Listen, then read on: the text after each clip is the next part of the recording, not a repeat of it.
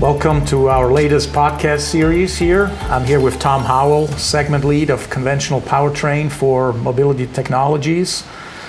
In this podcast series, Reimagining Mobility, we talk about different types of technologies. And Tom, today we want to talk about powertrains for the commercial space. Sure. Maybe we'll start out with, I think you're the expert here, but I believe a lot of things in powertrain is pushed by or guided or led by or maybe incentivized by legislation. So talk about how is legislation in general shaping the type of powertrains we see maybe in the mobility space as a whole, but certainly in the commercial vehicle. And then maybe also as an add-on, what do you see next when it comes to legislation and what impact will that have on commercial vehicles? Okay, there's a lot in that. So legislative, this is pretty busy time at the moment. We've just had the phase 2 legislation which has been finalized by the EPA. That's caused a little bit of a challenge maybe for the OEMs now in that there is no longer a 50-state solution for NOx. So within the CARB omnibus bill, where they drove greenhouse gas and NOx down, which was, a couple of years ago, longer than that, quite a few years ago now they released that. That was targeting the 20 milligrams for NOx, and depending upon what the particular vehicle was, something around 27% or so greenhouse gas reduction. EPA have just released this back in December, so their version is now 50 milligrams of NOx.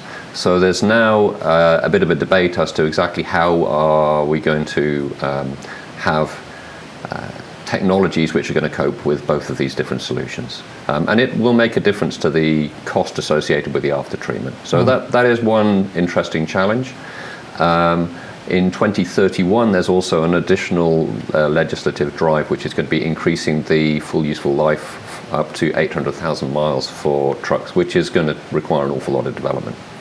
What is it today right now? So at the moment it's 435,000. Wow. And so it increments quite an itself increase. up. It is quite an increase, yeah. So there's going to be a lot of development required, and that requires an awful lot of proof in order to convince the regulators that you're able to successfully diagnose the failure of the emission systems within the vehicle.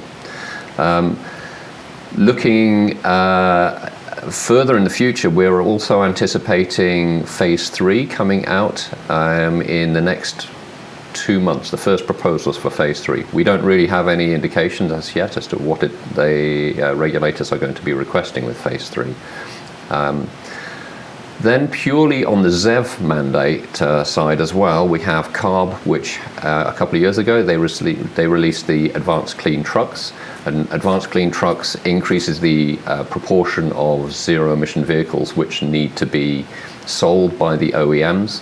And that's, I think the most is 75% or so by 2035 within the Class 4 range. Class 8 is 40%. And they are proposing the Advanced Clean Fleets.